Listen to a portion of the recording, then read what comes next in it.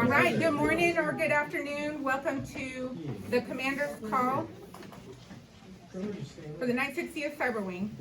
The rules of engagement are displayed. We are implementing an ability to submit anonymous questions via www.menti.com by entering the code 22449062. At the end of each briefing, there will be an opportunity to have those questions read out loud and responded to. If there are too many questions, they will be collected with responses and sent in an email at the end. We could go to the overview.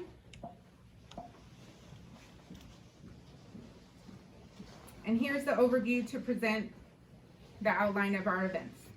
At this time, please help me welcome Colonel Erredge. Thank you.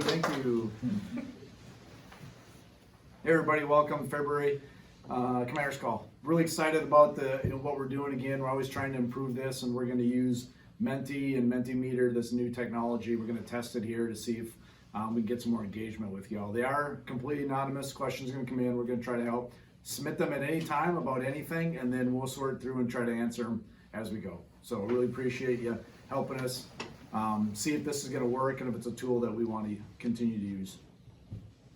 This Commander's Calls theme is going to be about our priority one, which is empowering airmen and their families. And so we have designed the curriculum per se, and then the discussion around that theme. So think about your questions, again, of how we can better support you and your families. I just got a couple of random topics to talk about. Fitness. Now that we're all back into doing our fitness tests, we're seeing a trend of higher failure rates and people just not being ready. So we all understand that the COVID whatever has impacted us, including myself. And we're all a year or two older. And so make sure that you really spend the time that you need to be prepared. We want to highly encourage you to not try the new components until you've actually practiced them and seen them. So if you have any questions, you can ask Chief Baber. She did her PT test a couple weeks ago. She watched what was going on with some of the people doing the new components. She can give you a little bit of insight, but again, just practice. And you still have the ability to do the mock test or the diagnostic test in order to prepare. So make sure we're ready for that. And I know the weather's had, even in Texas here, it has really been hard and difficult for everybody to prepare outside. So make sure you're ready for that.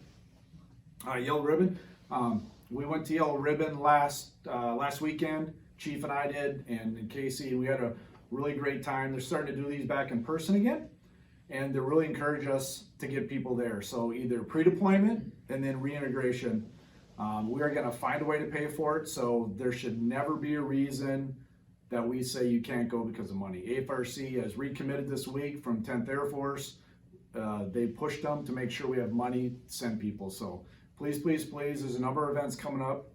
I think Casey's going to talk about where those are. So lots of opportunities to do that. They're working on changing the vaccine requirement. It kind of depends on where people are. There's a rule that everybody to be vaccinated, and even kids from 0 to 5. So I think they're working through that. We'll see. We're trying to do the best we can to get as many people there as we can. So please do that. Please consider that.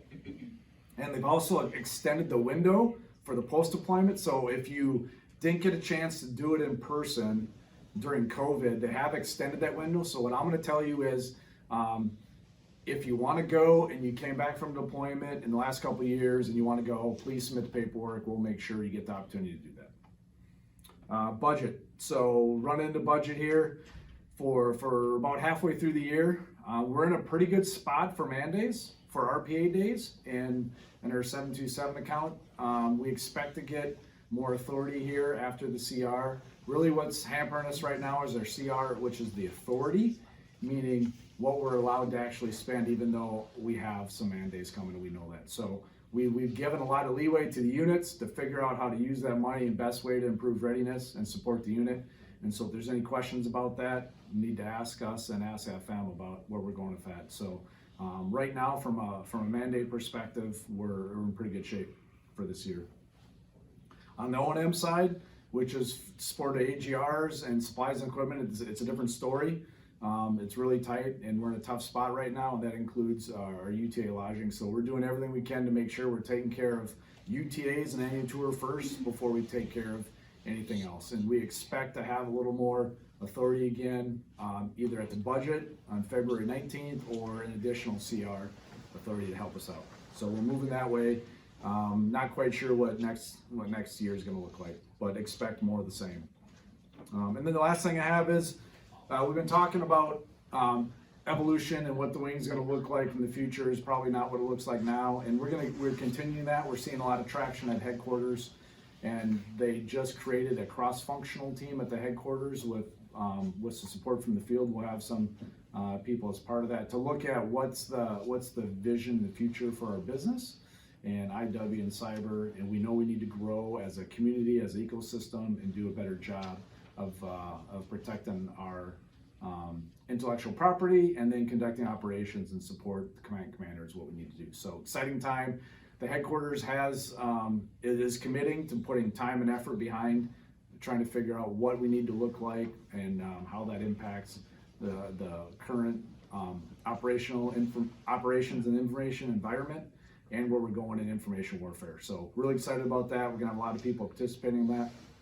We've been working really hard the last year and a half, and kind of setting the stage for that and helping understand what 16th Air Force and Cybercom needs from us. So we're really excited about where we're going with that. And many of you have an opportunity to impact that and create the vision of where we're going in the future, not just us, but AFRC as a whole. So those are the big rocks that I want to talk about, and we'll do a wrap up at the end. And hopefully, if you have any questions, let me know. And I'm going to move into the next part of it. Just hold the button there. And so we are, this is an exciting time. It's annual awards time. And so we're going to go through our annual award winners. Going to recognize those folks. Chief and I had a chance to go over to the 433rd yesterday, and they did their ceremony. So some of those people that got recognized for the awards are people that have been really good supporters of us and our mission in the wing here. So we're really excited to congratulate them as well as our own members here. So without further ado, the annual award winners are, all right, there's the Airmen category, NCO, Senior NCO, and the First Sergeant. So let's all give them a round of applause.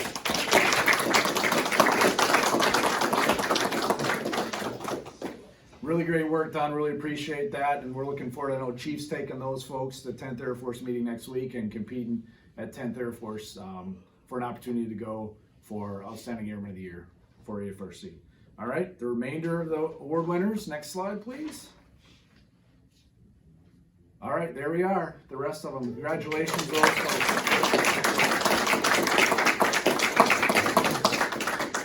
And congratulations to the supervisors, commanders, first sergeants, teammates, colleagues that work together to put these packages together. They're not easy, we know that, and it takes a team, and so you should really be proud of all your winners. A really great competition this year. Very difficult and hard decisions were made, but we're really excited to push everybody and all the nominees from the unit. So congratulations, really good work, and a great year in really difficult circumstances with what we did. So really proud of you all. So I think that's it for my comments. Next, I think I'm going to hand it off to Chief Baber. So, thank you.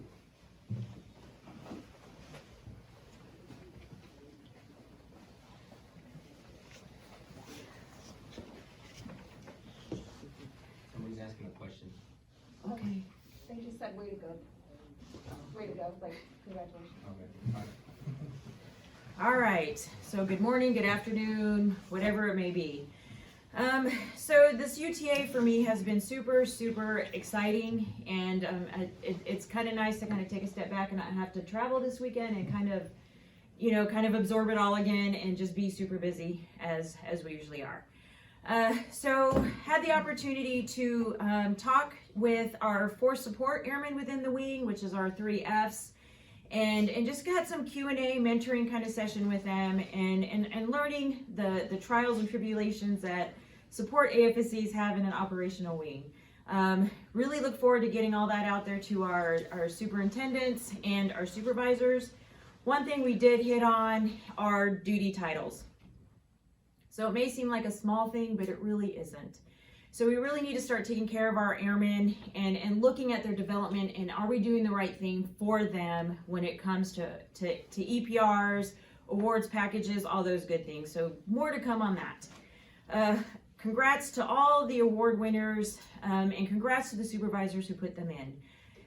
It's an additional duty, I understand, and all of the packages were just awesomely written, and thank you for taking the time out to support your airmen. So next week, the boss and I will be at Homestead and having our leadership summit out there for 10th Air Force, but the chiefs are staying by to fuss and discuss and see who our next OAY nominees will be for the Air Force. And again, thanks to the supervisors, the chiefs, and the winners for providing me the narratives, because I don't understand a lot that goes on, but I want to be able to fight for it, and I want to be able to articulate it and make sure that all of the command chiefs and all of 10th Air Force know the amazing job that you guys are doing. So thank you for that. To kind of hit on the bosses, Hot Rock on fitness. Yes, so it's been 2 years, maybe a little bit over.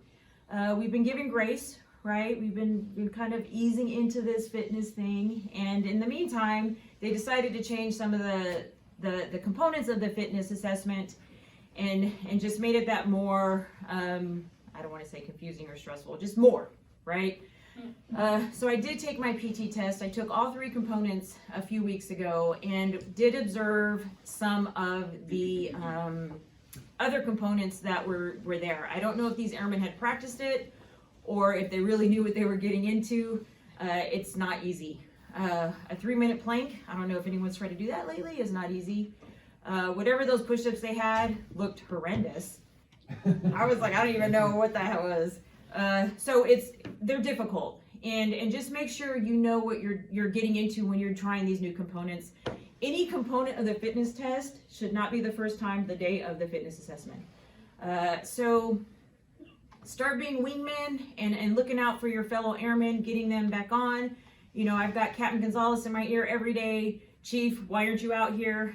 She has been my support, and she's been getting me out there, and we've been and doing it. And the First Sergeant too has held me accountable. And so reach out to your wingman, find a wingman, and let's get back into this fitness thing so we can get all those overdues and all those failures off of our books. So that is really all. Where is Captain G? She just stepped out on the phone. Okay. We're getting reports of audio issues, so I think she's trying to run that down. Okay, so with that being said, one of my initiatives being the command chief here is, and I say this all the time, is how do we get our young NCOs to be leaders? It's tough in the ARC. There are not really that many opportunities for our young NCOs to step up in that role and be the leader for our airmen. And so I wanted to recognize one of ours. One of the things I did, and I worked with Chief Williams over at the 433rd, was it's the DTNF, the DNTF, the training flight for our basic trainees. And she had reached out and said, hey Chief, we need help, right? We've got all these basic trainees there, and we have one person over there trying to manage them and lead them. And so I reached out to the local JBSA, and I said, hey, give me one of your best and your brightest so I can send them over there to have the opportunity to learn something new, get out of their bubble, and lead airmen. And so the 426 stepped up and gave us Sergeant Cheras. So Sergeant Cheras, can you come up here?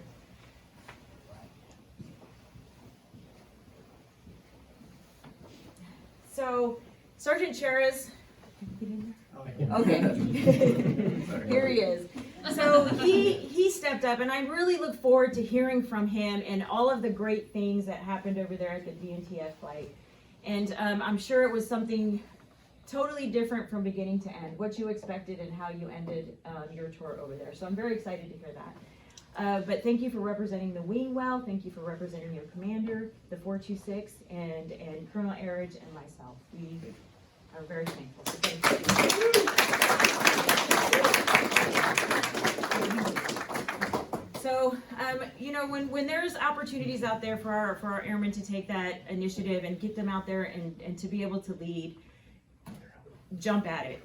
find them. You know, I challenge you supervisors to find those leadership opportunities for all our folks.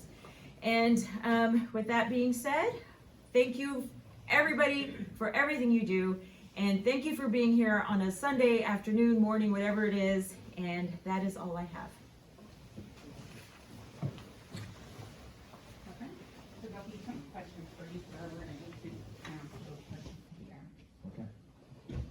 Want to do them now, or you want to do them? We're gonna do them at the end of each thing. So Okay. you covered a lot of info, and I think people. All right, so at this time, my understanding is there were some questions when Colonel Erredge was speaking, so if you would like to provide those questions at this time.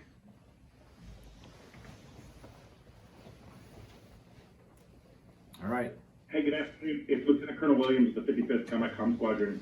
It was just with the award winners, we said you display them on a slide, but there's lots of us that can't see the slide. We only have audio because I guess we reached the limit on Zoom.gov.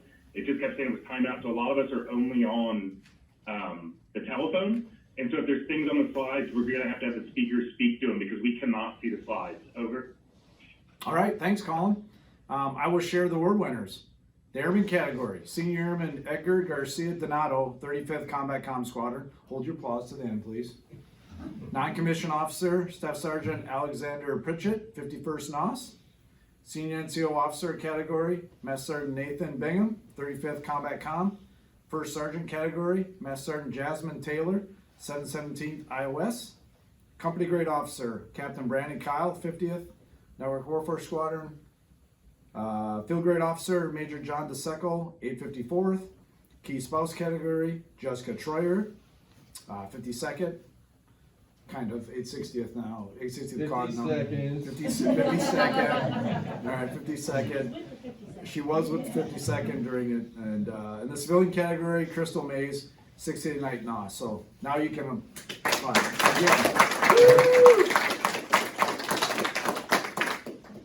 All right, Colin. I didn't have any other slides. Chief didn't have any slides. We just talked what we talked to. So good point. We appreciate that, and good feedback on Zoom.gov. We tried to do Teams, it just wasn't working for us, so we'll continue to try to figure this out.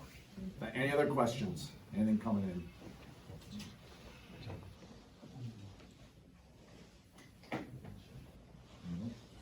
Okay.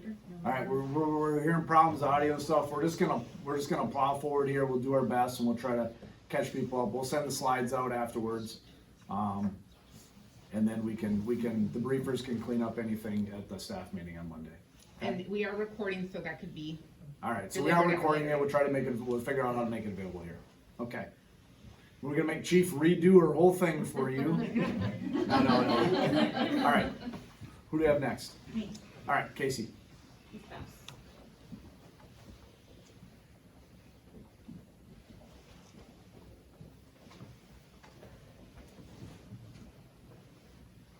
Good morning, everyone. I would just like to echo the congratulations to all the annual award winners with a special shout out to our annual Key Spouse winner, Mrs. Jessica Troyer. So appreciate all her efforts with the 52nd throughout the year and all that she's done. So thank you.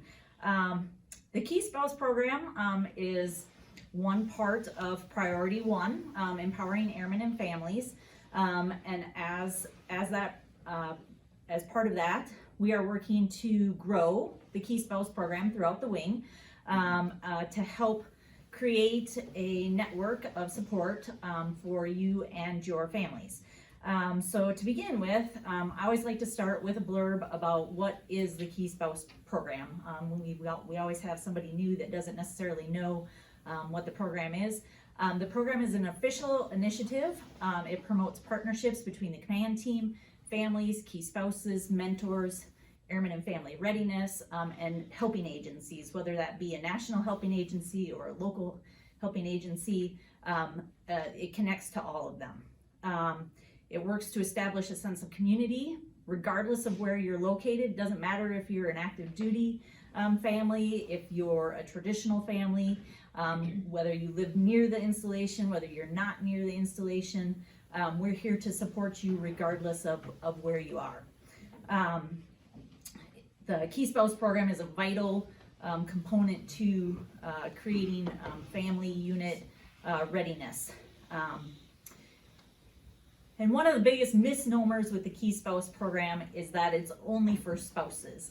And yes, that the name kind of leans that way, but we want to make sure everyone knows that it is not just for spouses. We are here to support whomever you consider family. It could be a mom, a brother, an uncle, a friend.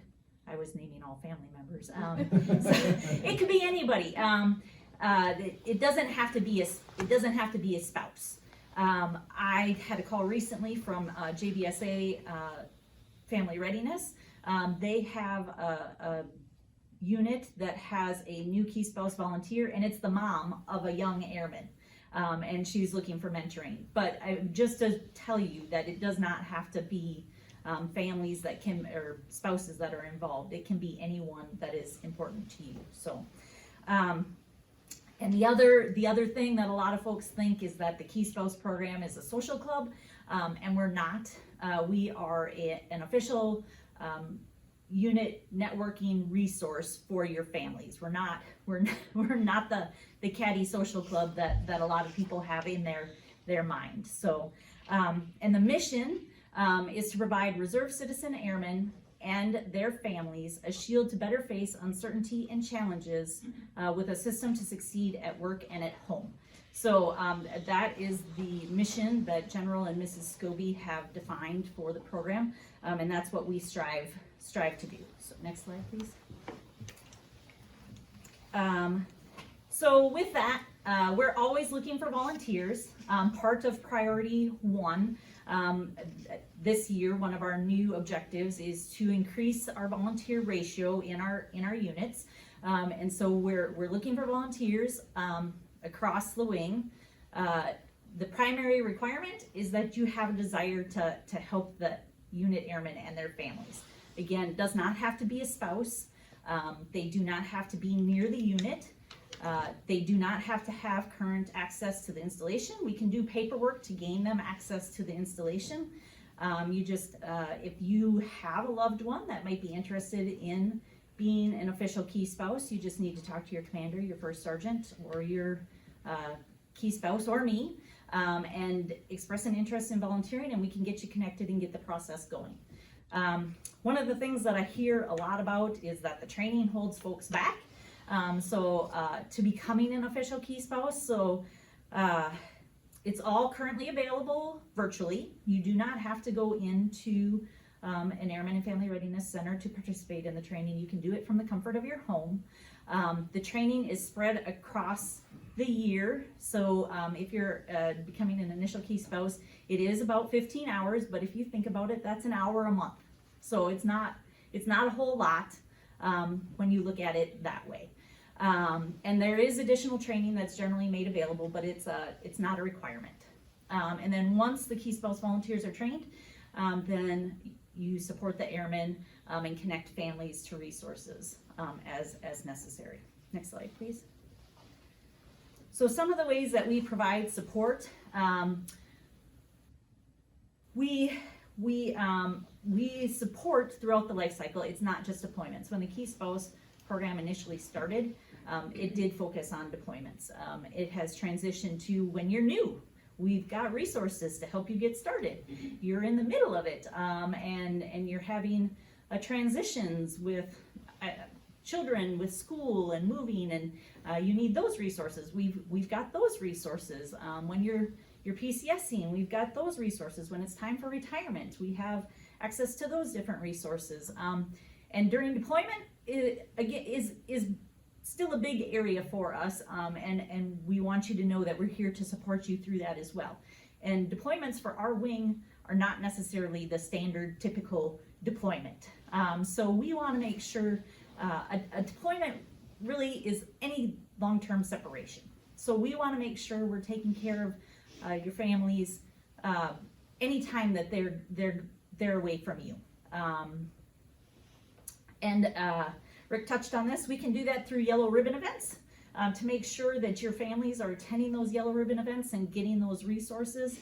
There are some upcoming events There's one in Orlando in a couple of weeks. I'll be attending that to represent AFRC's Key Spouse program there.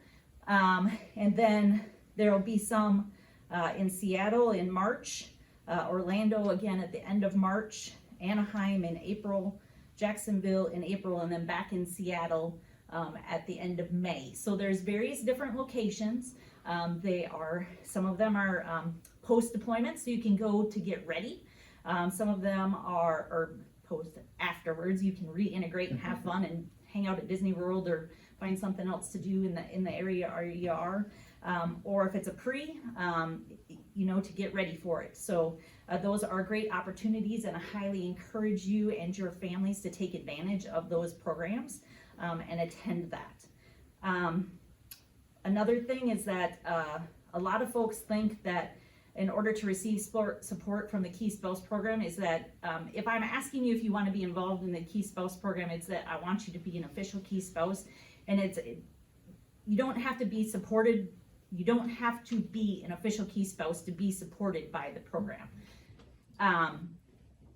Yes, we have official volunteers, but we want to connect with your families, and they don't have to become an official volunteer of the program in order for us to connect with them. But we need you to help us get their information so that we can contact them. And as part of Priority 1, again, that is something that we're going to be working on. All the units within the next couple weeks will be getting a memo that introduces the Wing Key Spouse, and there'll be an intake form for you to provide their contact information so that we can reach out to them and provide them our information. Next slide, please. As an example of providing resources, right now is a big scholarship season, huge time for scholarships, and there are many opportunities for dependents and spouses. The eligibility varies, and unfortunately there is not a one-stop shop that lists where all of these scholarships are available, but I've listed a few here. The AFRC Top 3 has a scholarship that's currently out there. It is for enlisted families only. The deadline is next week. If you don't have that paperwork, you can reach out to me, and I can be sure to get it to you. There are multiple levels of scholarships and grants available through the Air Force Aid Society. Also, I listed it with Air Force Aid Society because you have to reply to them to apply. Columbia Southern University, which is an accredited university, is currently offering essentially a $25,000 spouse scholarship. It's just 3 simple steps to the application process, and it's not, a lot of times those spouse scholarships are geared towards specific fields, and this one is open to whatever Columbia Southern University offers. You can apply and receive this scholarship. DECA, the commissaries offer scholarships. My favorite social media site for finding out about these scholarships is the Department of the Air Force School Liaison Facebook page, spouses clubs, school liaisons. Also currently the Air Force Military Spouse Attorney Hiring Program is taking place. So if your spouse is interested in becoming an attorney or is already an attorney, there is a program to get spouses hired in that program. And then My CAA is another enlisted scholarship program. So tons and tons of opportunities for scholarships, not only for spouses, but for dependents. Next slide, please. So this next slide just lists all of the generic Key Spouses email addresses for the units. There are some that do not have generic Key Spouse email addresses, and so I'm not able to share those, but if your unit is one not listed, just email me and I will get you connected to your Key Spouse. Next slide, please. In an effort to hopefully reach some more of our younger airmen, we have been granted permission by PA to create an Instagram page. So we have done that. I am very new at Instagram, and so I am working that up. But if there's anyone that has an interest in helping me out and getting started on that, I'm gladly taking assistance with that. We have also created a new Facebook page, not a group, but a page for Gladiator families. And then from that page, we're going to connect all of our unit groups to it. So you'll be able to go to that one page and then access all of the unit group pages, groups from that. And then we're also on Air Force Connect. So we hope that you connect with us. If there are no questions, then. Hold on one second. Go ahead and pull up Menti.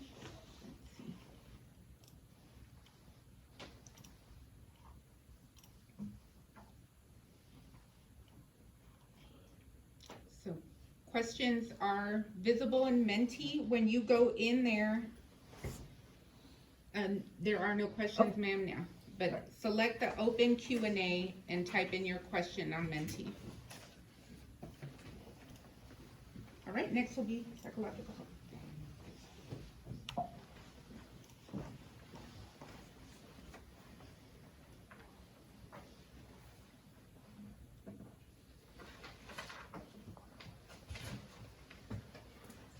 Good morning, everyone, or afternoon, depending on your time zone. So just a reminder on the psychological health program, you guys are able to call, text, email me, anything. If you have any resource needs or just need to chat about something that's going on. I do offer 8 undocumented sessions, so that means I do not keep any medical records, nothing goes into your file, nothing will affect your clearance by talking to me. Sometimes there are limits to what I can provide, and then if it's beyond my scope, I will be able to give you some additional resources like our personal financial counselors, going to mental health or yellow ribbon programs, so on and so forth. So next slide. So we do have some good sessions coming up. This week we are offering a lesson of love. This is open to all Gladiator couples in any status, so you do not have to be on status to attend. This will be on Thursday night at 1900 Central Time on Zoom. And it's going to be workshop based, so we are offering effective communication skills on listening, observation and optimism, validation, and I can't see that far. Vulnerability and engagement. And so I have all these things in my mind, you know. So it's going to be a fun night, and again, it doesn't have to be your spouse. It could be someone that you're in a relationship with, or if you just want to learn some skills on how to move forward in a couple's relationship. The other awareness month that we have in February is our Teen Dating Violence Awareness Month. A lot of people don't realize that about 20% of teens aged 12 through 19 actually experience some sort of dating violence. And so we are offering this course to 13 and up to include the parents so they know what healthy relationships are. Sometimes we all carry our own baggage, and we don't know what a healthy relationship should look like. So we're going to be teaching those skills, and then for the parents, signs, warning signs, and how to get help in case your teen is experiencing teen dating violence. Next slide. In March, we have our Self-Harm Awareness Month. So we are talking about what self-harm is, what it's not, again, warning signs and how to get that help.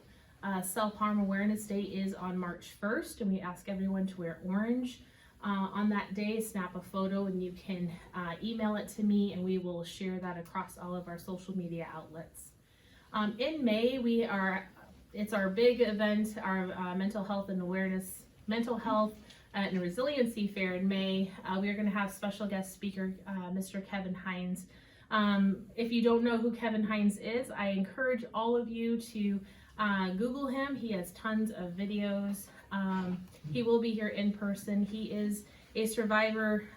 He jumped off of the Golden Gate Bridge in an attempt to kill himself. He is one of 32 people to actually survive the fall, and the only person to gain full mobility post the fall.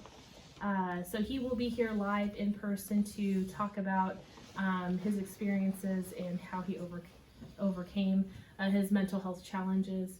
We will also have a panel of medical and mental health experts to answer your questions live during the event. And followed up for our local folks, we will have the Resiliency Fair at Arnold Hall. Next slide. So as far as our live Q&A, we do have 3 panelists that are going to be a part of that. It is our 16th Air Force Command Surgeon, Colonel Robert Kent, 59th Medical Wing, Director of Psychological Health, Major Kirsten DeLambo, and San Antonio Behavioral Health Psychiatrist, Dr. Soad Mitchelson. So we have civilian providers, we have active duty providers, our military providers that will be a part of that. So think about what questions you would like to have answered. It can be about anything medical or mental health related. I know a lot of the questions that I get are, if I talk to you, are you gonna take my clearance away? And that's been a big challenge for me working with our folks. So I think I've been here for almost 2 years, and it's been we've seen about 1,200 people in this time frame, and no one has lost their clearance by coming to talk to me. So whatever questions you would like answered, we are going to have a live Q&A. So you can send me your questions by 30 November. Hopefully we will utilize Menti during that time as well. But this way we can kind of get our panelists prepped for what questions are going to be coming in, so we can ensure they're all answered. And that's all I have, gladiators, and have a good rest of your UTA.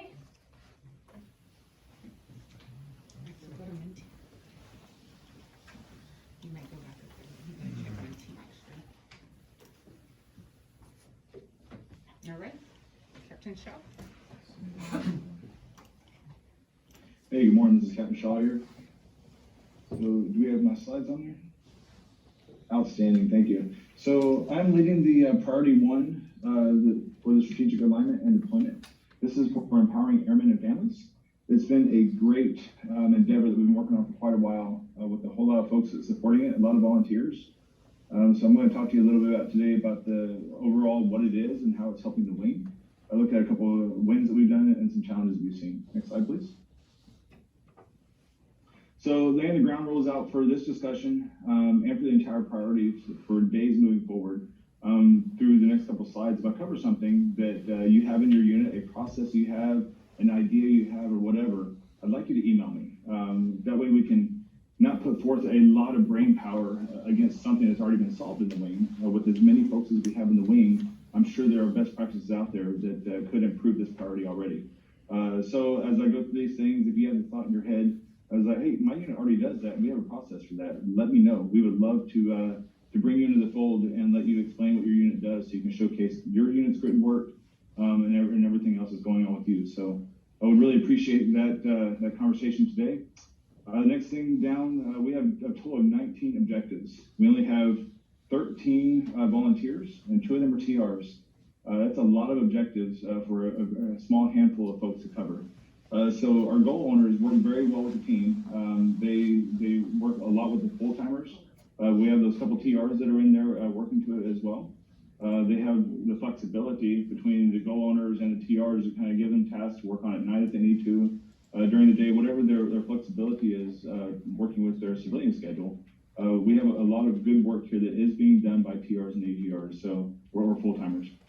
So if you have the thought that I'm just a TR, I can't really support this unless it's on the UTA, that's not true. You absolutely can support it. I just need you to reach out to me, please, if anything on these slides you're excited about. So a few months ago, each unit sent their leadership to the leadership summit for the wing. And each one of these goals you see here, these 5 goals below, they were all validated by all the unit's leadership, as well as Colonel Erredge and Chief Labor endorsed them. So we were moving forward for this calendar year on tackling these goals with the 19 objectives underneath it. The first one you see there, the Stimulate Quality of Life, that's being led by Senior Master Sergeant Opoku. He's going to be turning over the reins here relatively soon to someone else as he preps to do other great endeavors for our Air Force. This goal ultimately focuses on improving the voucher process, recognition programs, and the key spouse programs. I'd like to ask you, how many of you have received the TMT tasker for an award like for an award that's due in a couple days? We have over 80 or 90 external awards that we get randomly throughout the year via TMT. And typically, when we're not ready for it, we have to do a lot of reactionary prep work, and we don't always actually submit someone that could get the award. So one of the things he's working on is trying to get all these awards in a single location, with giving you dates ahead of time, so that way that you know in 2 months from now, this award is coming up for one of my airmen, and I'm going to be ready for it, so that way when the TMT tasker hits, I'll just submit my package, will be good to go. So a lot of good work is being done by Sergeant Poku and his team. The next one down, Cultivating Dynamic Cyberspace and Leaders, is being led by Master Sergeant Vieira. She'll be turning over the reins also as she prepares to do other good things in our wing. This goal ultimately focuses on the training, the development of our leaders. We've had great strides with the mentorship program for our wing. I think we've had 7 units, if I remember correctly, that's kind of building out a mentorship program. And we've also recently built the Wing DT board for the officers. And so I'll cover that here in just a second as a good plan. The Communicate Strategic Plan and Success is led by Senior Master Sergeant Poku. He's doing a great job ensuring this, the way the wing communicates with each member, how we work with our local community, and setting up a lean daily management cell across the wing. So we're trying to figure out what's the most effective way to communicate to all of the airmen within the wing with a tremendous amount of different social media, text messages, emails. It's just an inundation of information. And so he's working to improve that tool so everybody's on the same page. Next one, the Develop Diversity, Equity, and Inclusion is led by Colonel Dart and Major Fuller. This team is doing a phenomenal job getting it off the ground. It focuses on ensuring we're in line with diversity and inclusion efforts across the DoD. We're working on grassroots efforts to improve our youngest airmen to the oldest airmen, and even before they even join the Air Force. So a lot of community involvement here, and I'll go over a couple wins for that team here in just a moment. And the bottom goal is a new one that just hit us a few months ago, the Develop Total Force Integration 101. That's being led by Colonel Kelly and his team. So they're building material to improve the relationships between the active duty units that we support and the direct reserve unit that supports that unit as well. So he's building out some good material, but he'll be working on that for the next few months as we get through that. Next slide, please. Here's our good wins. So you heard from Ms. Erredge earlier for the Key Spouse program. She's doing an outstanding job of carrying that. I don't really need to cover it too much more since she already did a good job. But there is a lot of things on the horizon as she continues to move through that program. As I mentioned a minute ago, the Wing DT board for the officers. I believe all the unit commanders recently reviewed all the officer packages that came through just for our wing. And it was a good endeavor because for the first time ever, we had a specifically focused wing board for each officer that wanted to participate in the program to kind of help set them up for success for the next level within the wing, or whatever might be best for them next. So from what I understand, it's a good thing that's happened with between the unit commanders and the members. So we're going to take that now and package that up and prepare it for the senior NCOs. So those are next. And so over the next several months, we have Master Sergeant Woodard is going to be helping out with that to try and figure out how do we build this into processes into the senior NCOs. Next one, establishing CPI best practices in 2 units. So Chief Letcher is leading that endeavor and doing a good job is building out our lean daily management principles. And so a few units have signed on to kind of be guinea pigs as Chief Letcher walks them through processes. So I was on a call a few days ago, and there's a lot of good stuff on the horizon with that team. So look out for future best practices coming up for everybody. Next one, the speed mentoring of 7 units. So this was led primarily by Master Sergeant Vieira, and Captain Stein also contributed quite a bit of good documentation for this. And so mentorship program is huge. It's not that big of an endeavor, but it's huge. It's so important for you as an airman to grow professionally between your career and your home life. And so if you don't have a mentor, I encourage you to reach out and get one ASAP. You can go through my vector. You can reach out to me. I'll find you a mentor. There's so much goodness here that can be done with this program, but we need people from your units to be able to implement this. She's pretty much turned it into a key or a turnkey type approach, where you can grab the materials that have already been created and set up your program very easily. The next one down, the signed Diversity, Equity, and Inclusion Charter, that established officially the 960th Wing program. So it's a very good charter. If you haven't seen it, let me know and we'll make sure that we get you a copy. But there's a lot of really good information out there that guides how we need to be handling this program in the future. And there's also a lot of, the next one down talks about an outreach schedule. So there's a lot of community involvement efforts that are going on that each unit has stood up and volunteered to say they want to help out with that for each month. Next slide, please. So big goals on the horizon. So we're creating a Wing standard or Wing checklist for e-finance. So that way that when the member submits their travel vouchers and it gets past the unit, that once the FSS gets a hold of it, the goal is to get it to pretty much basically perfect. So that way they stop kicking it back so much. So that checklist is coming. We need to get the single location for all the Air Force awards that I mentioned a few minutes ago that Sergeant Poku is working on with his team. So that will be on the horizon. Large improvements to the Key Spouse program already mentioned. The senior NCO DT board is on the way, and but it's quite an endeavor. So it'll be pretty massive. And you asked Major Hernandez, he spent a lot of time building that out. So it's a big task. And of course, the TFI 101 that I just mentioned just a few minutes ago. So that's one of our big things coming up. Last slide, please. Let's do the last slide. So a challenge we need more volunteers. The more volunteers we have, the less work everybody has to do, which is really helpful when you have a volunteer program like this. So if you want to volunteer, if anything like it, even if you're curious, send me a message. My email is michael.shaw.36@usife.mil, and I'll be happy to chat with you about any one of these goals. We need more units to sign up for the community outreach. I mentioned a few minutes ago, there was a TMT task force sent out a couple months ago, identifying all the months for community outreach, and not every unit signed up for it. So there are a few units that are left behind that haven't ponied up a volunteer to reach out to the community for this specific month.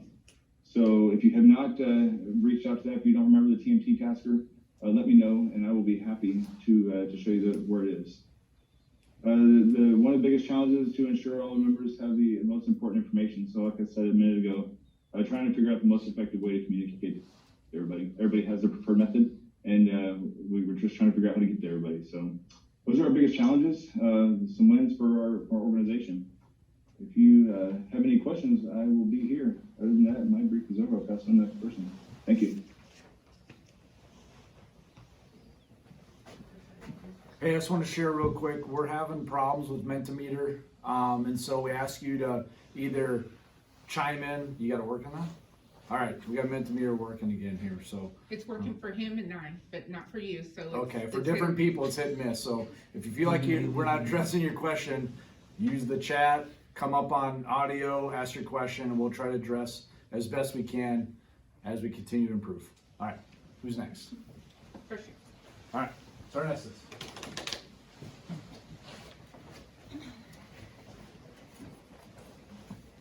Good morning, good afternoon for some of you. I'm very excited to talk to you all today about the focus of this commander's call, which is empowering airmen and families. Next slide. So the first point that I want to hit on is staying connected. It's so important to stay connected. Make sure that you have your first sergeant's information, your key spouse's information. I'm pretty sure everybody has Ms. Francis's information. We have done an excellent job in the wing at reaching out to all the airmen via Facebook, the podcast, all the different mediums that we've been using. So hopefully, that information reaches all of you. I know personally, I've been in the Air Force since I was 17, and my first couple of years I got married, had kids, and my support circle was very important to me, and it still is. And so just when you thought that your situation was new and that nobody else has been through it, I can tell you that they probably have. And so it's really important to verbalize that and get vulnerable sometimes and reach out, and you'd be surprised how much help people can give you. people are actually standing by waiting to help. And so please do stay connected. So really quick, I want to talk about the symposium that we're having the 7th through the 10th of March. It's for additional duty first sergeants. So those individuals that are actively in those roles, or the individuals that would like to become a first sergeant, a tech sergeant to master sergeant, we want to reach out to you. We want to talk to you. We want to get you in the room, get some fellowship going. We'll have first sergeants, and we'll also have our agencies come out and speak to what we do as shirts on a daily basis. And so if you are interested, please submit those names to me via email. Go through your first sergeant, but I do need those names so we can get that information out to you. So I do want to talk about success versus significance, or significance versus success, however you want to put it. I don't want to say that one is better than the other one, but when you talk about empowering families and airmen, and even in your positions, I do personally think that one is better than the other. If you've heard this philosophy before by Dr. John Maxwell and even retired Chief Master Sergeant Brinkley, you understand the differences between the two. And so my question to you all is, are you being significant within your position? And the reason why I say that is because success, when you think about it, is more so what you're doing for you. It's about self, it's about goals, it's about wealth. You know, when people think about success, they think about those things. But when you think about significance, it's really helping other people. And so if you're in your position and you don't have gratification, or if you can walk away from your position and think that, you know, maybe you didn't give enough, then here's the opportunity right now to do that. I would rather be significant and be a significance and a huge influence in somebody else's life than just to focus on myself and being successful. Because if you're significant, then the success will come. It definitely will. And so some of the thoughts that I just wanted to leave you all with today. Next slide. So as we talk about significance, it really does go hand in hand with those professional organizations and even the priorities that we're talking about today. So with priority 1, you know, we have those objectives, but we only have 13 people that are working those things, and then we're about to do some changeover. So as you think about the significance that you're leaving behind, and I know a lot of you have heard of how young our wing is, you know, you hear about all the challenges and unique challenges that we have. Here's an opportunity to, you know, leave something behind. What are your talents? What are the things that you're good at? You know, and if you don't understand what those organizations are, or you don't understand the priorities and what they mean and how they apply to your position, ask somebody. Get involved, you know, learn, and then leave it better than you found it, right? And so as I shared my thoughts with you today, I also want to make sure that you all have my information. For those of you who can't see the slide, I'm the only Shatasha Estes in the global, but make sure you email the military Shatasha. And then my number is 210-510-9604. Thank you, and be significant. There's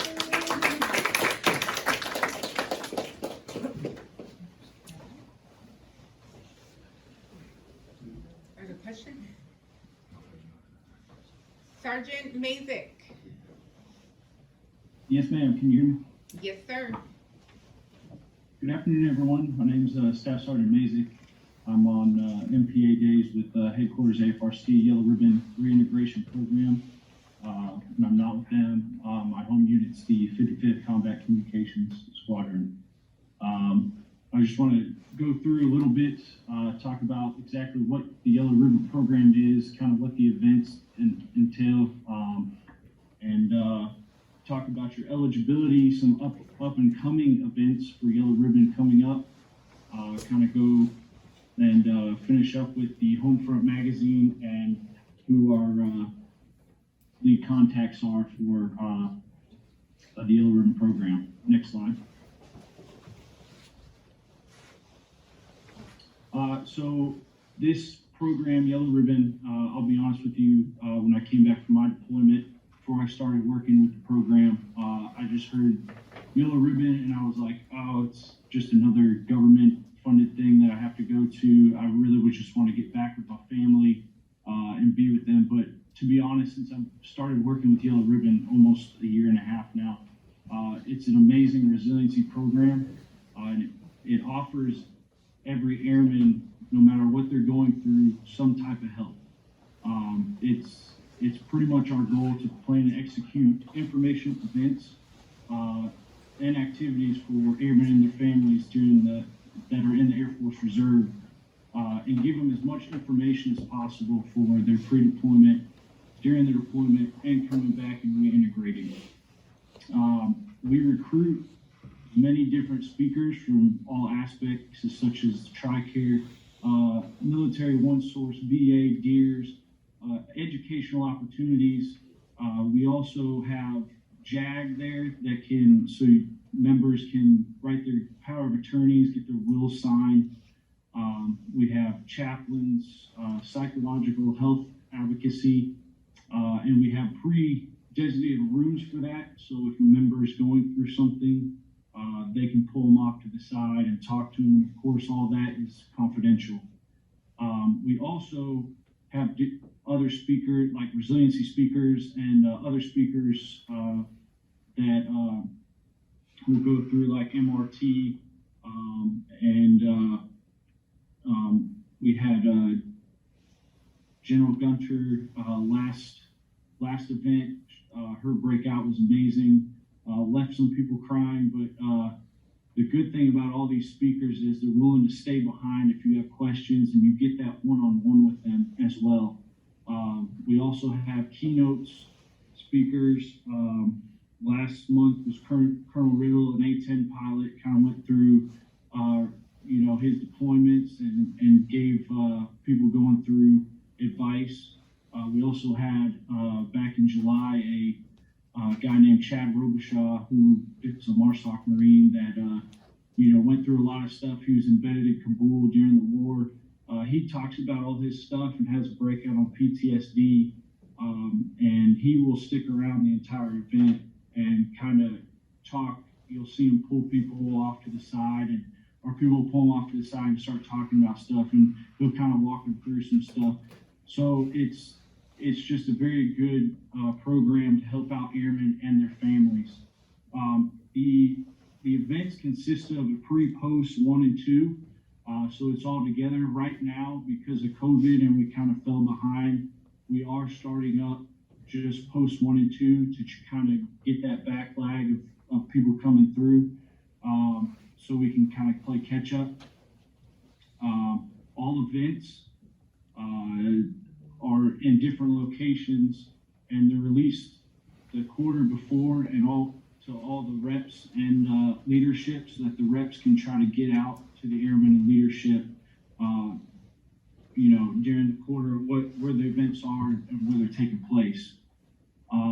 The biggest thing is you can go register at yellowribbon.mil for these events, and there's always an event that comes out the Wednesday before drill, so always be constantly checking it.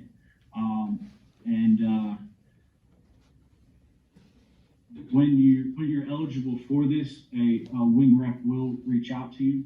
There's over 37 wing reps across the country, and we're all dedicated to helping out the airmen and their families, taking care of them, getting them reintegrated back in from deployment, or setting them up for a successful deployment.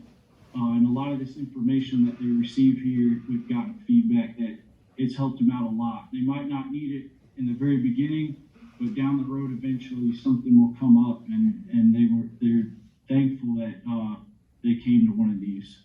Next slide, please.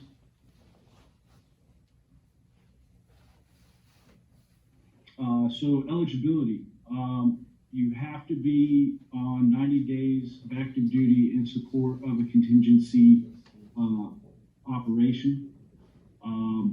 And your pre-deployment phase is 120 days prior to deployment. And we did set up something because of COVID. We noticed some wing commanders wouldn't send their airmen out prior, because that was around the time COVID was getting bad. So our PA team, led by Chief Master Sergeant Sean Jones, they do a virtual while we're at a live event, which allow the airmen to get that information before they end up going out and deploying out. And you can attend a phase 1 and 2 post-deployment, but you have to be off orders, and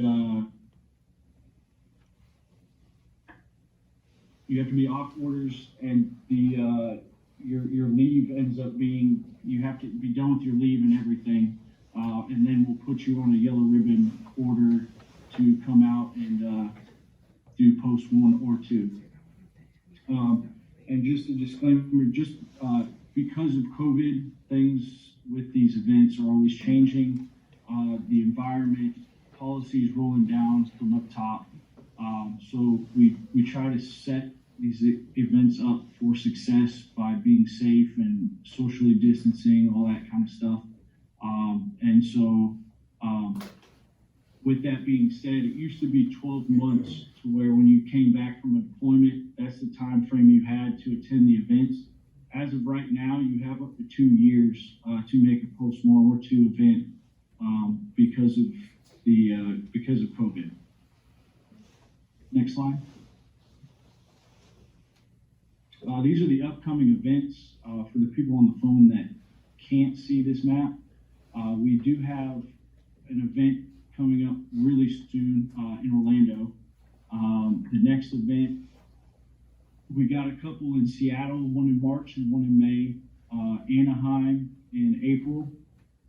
We have Jacksonville in April and another Orlando in March. And like I said, these come out quarterly, so always be constantly checking yellowribbon.mil for the up and coming events, which are released Wednesday before drill. And sign up quick because they do fill up quick with it being the capacity that we can only hold them at. Hoping to get back to those 1,000-person events here soon so that we can accommodate everyone. Next slide, please. So the Homefront magazine was brought out when COVID hit and the events had to stop and we started virtual events. This was a way for us to get this information out, reading material based to squadrons and things like that, to where airmen can pick one up and read, just grab information from it. So it's an awesome magazine. Our Chief Master Sergeant Sean Jones, he ends up proofreading and going through everything. So the last one that was out was our latest one was fall of 21, and I think shortly he's going to put out our new one. And these are also released quarterly as well. And there's a digital version that you can download in the links below. Next slide, please. And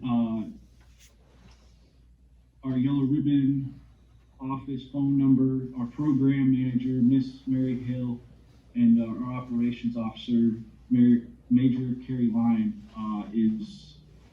these are their phone numbers, and the organization box is below, and that is always monitored, and it gets inundated a lot of times, but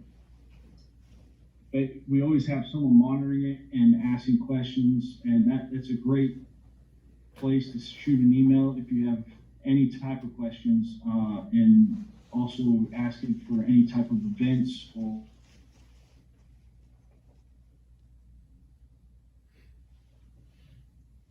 Okay. Thanks, Sergeant Mazik.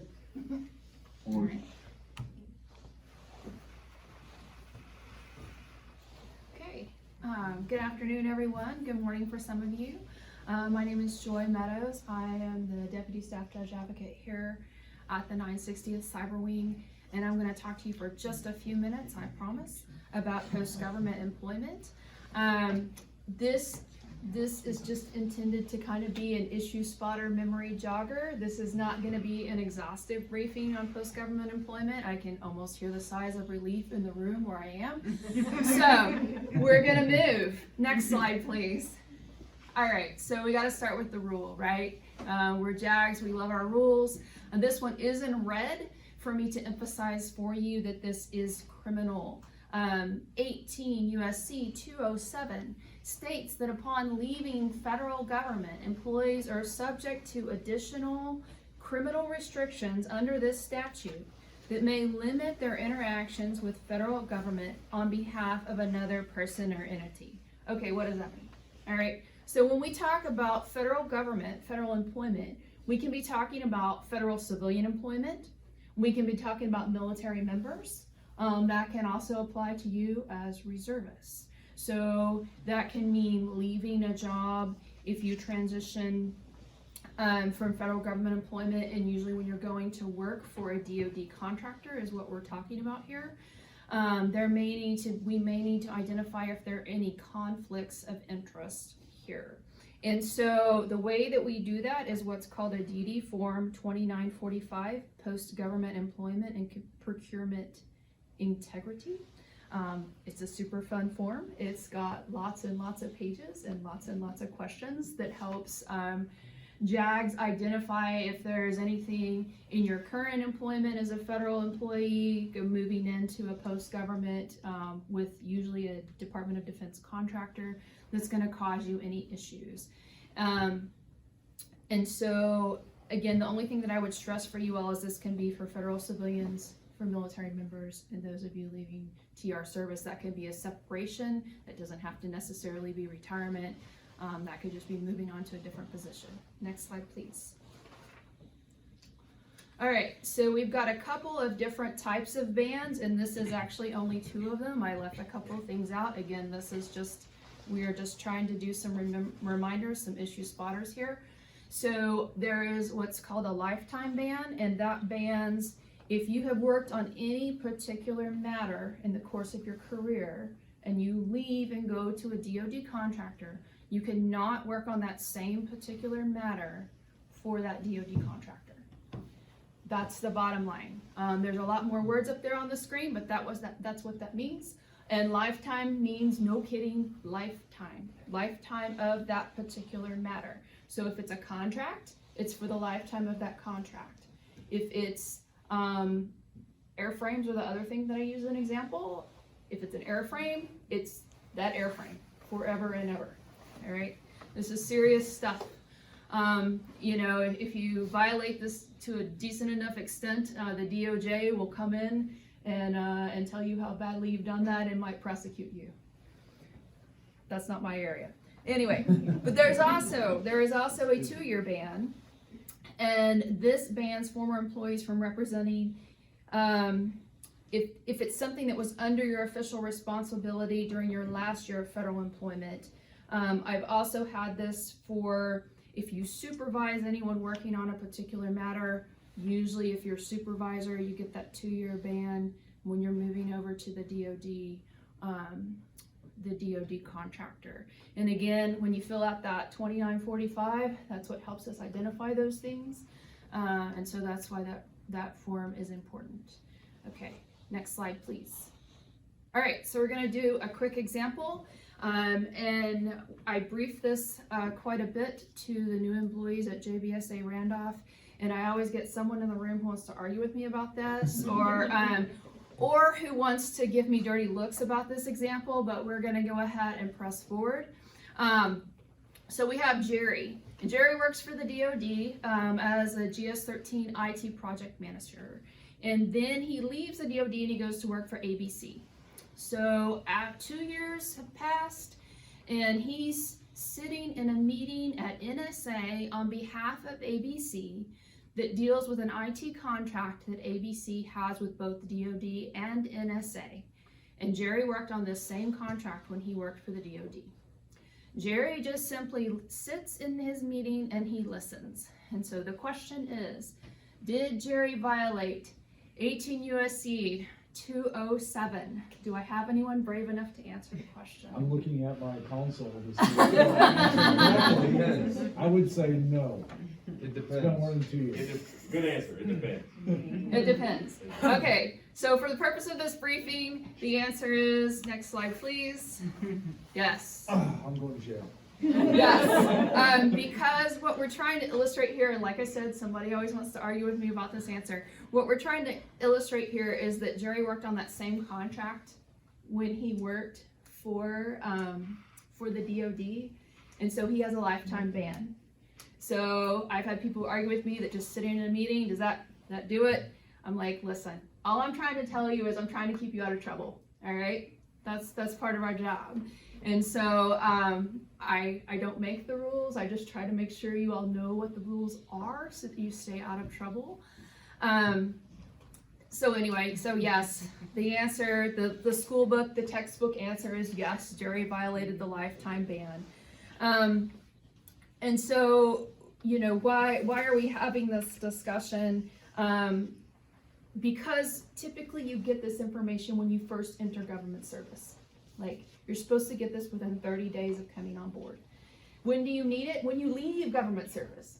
Well, how long has it been since some of us entered government service, right? So this is just a little reminder to everyone that this is something that you need to be looking out for. When you are going to work for an agency that requires this type of review, they may call it an ethics letter. They may call it a 30-day letter because by statute we have 30 days to provide it to you. They should be prompting you that this is an issue you need to address. It does not always happen. I had a gentleman at Randolph that contacted me on a Thursday at 3:30 and he was starting work on Monday. I had to tell him, sir, I am sorry, you're not starting work on Monday. So that's how these things go. So again, if you have questions on this, please email myself or Lieutenant Colonel Kana, joy.meadows.2@us.af.mil.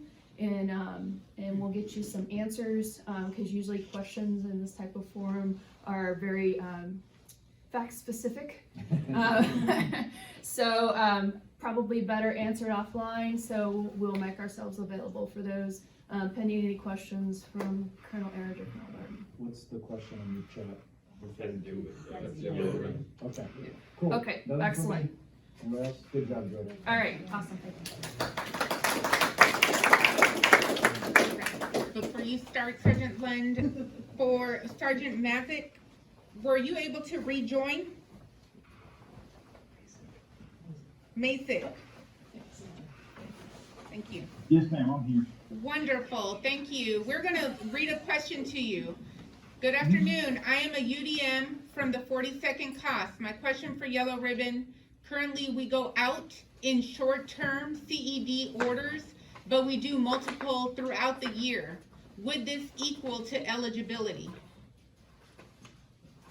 Okay, so are you guys deployed out in another country, or is it like you're in garrison at home and you go home every night? CED orders. It would be a combination of both sometimes. Okay, so I can find that answer out for you real quick. I don't know the exact off the top of my head. On a couple staff meetings, we've been trying to discuss exactly what you're talking about right now. More information to come, but if you give me your email or number, I will definitely get back to you. All right, thank you. All right, good afternoon or good morning to some of you folks out there in the West Coast. I'm Tech Sergeant Lund. I am the Wing Safety Manager for the 960th Cyberspace Wing. I'm going to give you a quick safety briefing here about some winter safety that we've been dealing with here in Texas, also throughout the whole country here in the month of February. And I'll touch upon a little bit of Super Bowl safety as well. Next slide.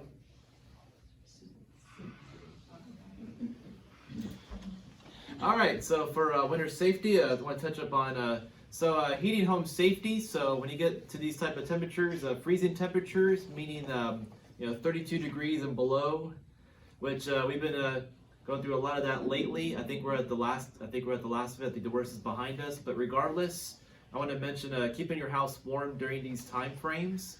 So turn the stove on for heat is not safe. So I would not recommend that at all. Now, one thing I would recommend personally is getting some portable heaters in your house, plugging them into the wall, of course. No daisy chains, no plugging them in surge protectors, of course. and just keeping your house warm in that sense, and then just using the centralized heat. Electric heaters with shut-off switches. Now what that means is if you have a lot of us in our offices and our cubicles, desks, we have space heaters. Make sure they have the tip-over device, meaning that once you tip them over, they fall over, they shut off automatically. So please ensure you have that. Those are great little devices to keep you warm. I know first off, because my new desk has a space heater with a tip-over device. But anyways, keep these electric heaters, space heaters, away from any kind of drapes, curtains, cloth, toys, anything else that could catch on fire from these types of centralized heat. Also, keep a water supply going in your households, in your buildings. So regards to that, so below 32 degrees and below, keep water faucets dripping to a bare minimum as you can, drip drip. And so a reason for that is because we don't want your pipes freezing up when it gets cold enough and you lose your water, or a pipes burst in your house, and then you have a whole lot more issues than just freezing temperatures going on outside. You have freezing temperatures going on in your house as well, so you definitely want to avoid that from happening.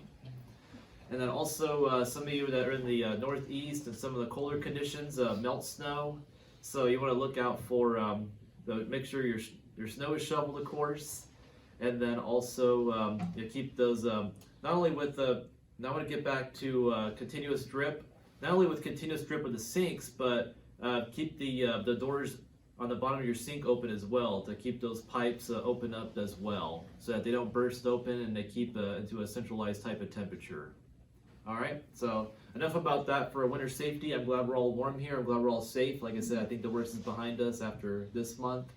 But I want to touch up real quick on Super Bowl safety. That's next Sunday. For those of you who don't know, the game is the Cincinnati Bengals versus the Los Angeles Rams in Los Angeles. But anyways, I want to touch up on a little bit of Super Bowl safety here. No Tom Brady, of course, that's history.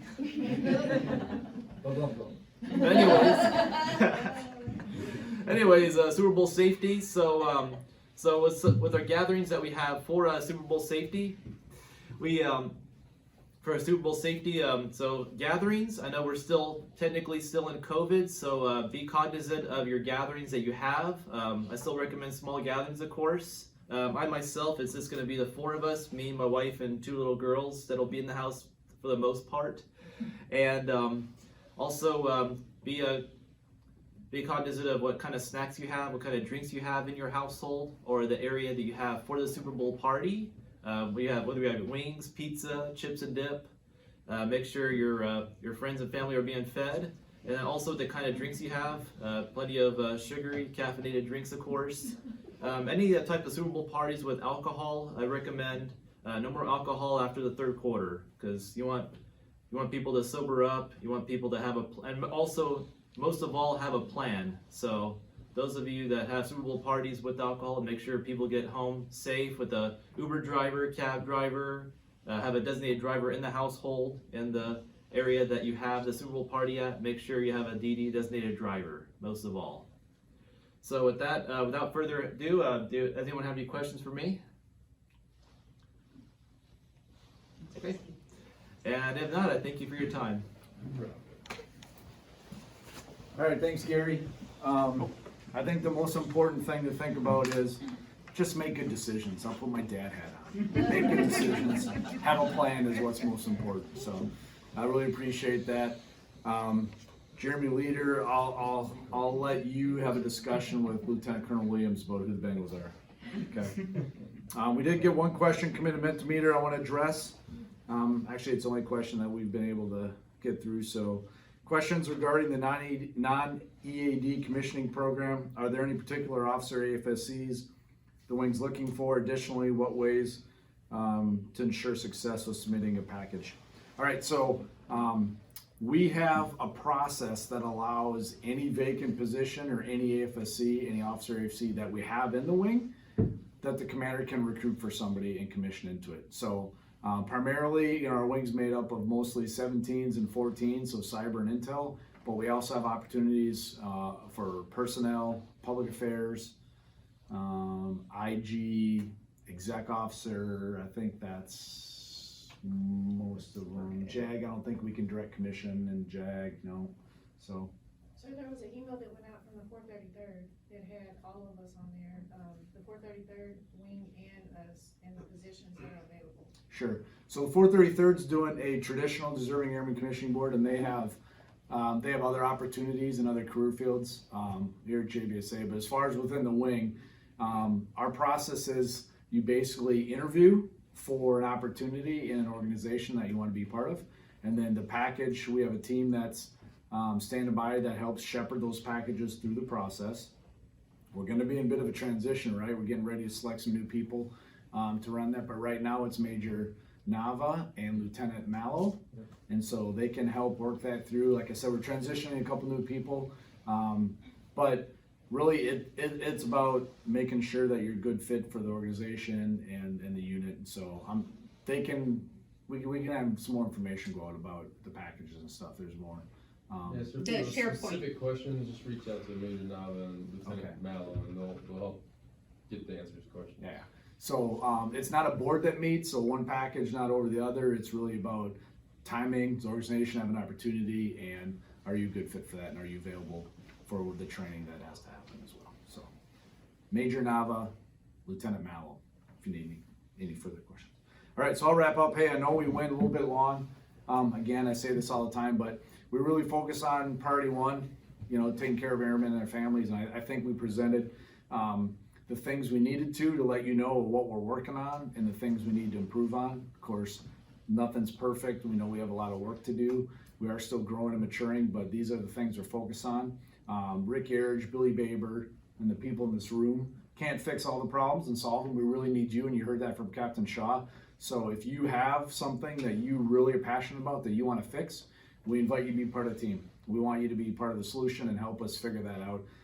Because we don't have all the answers and we don't have all the bandwidth we need to do to solve those problems. So please be part of the solution, help us, volunteer, and oftentimes, when it comes down to the annual award winners, these packages, the people that have done things outside of their organization, oftentimes are the things that push you over the top to win these things, and they make great development opportunities for leadership. So help us be part of that solution as well. And I think that's all I have. Any other last minute questions? All right, hit the podcast and hit all the other social media outlets. We'll continue to inform you as best we can. Thanks for your time, everybody.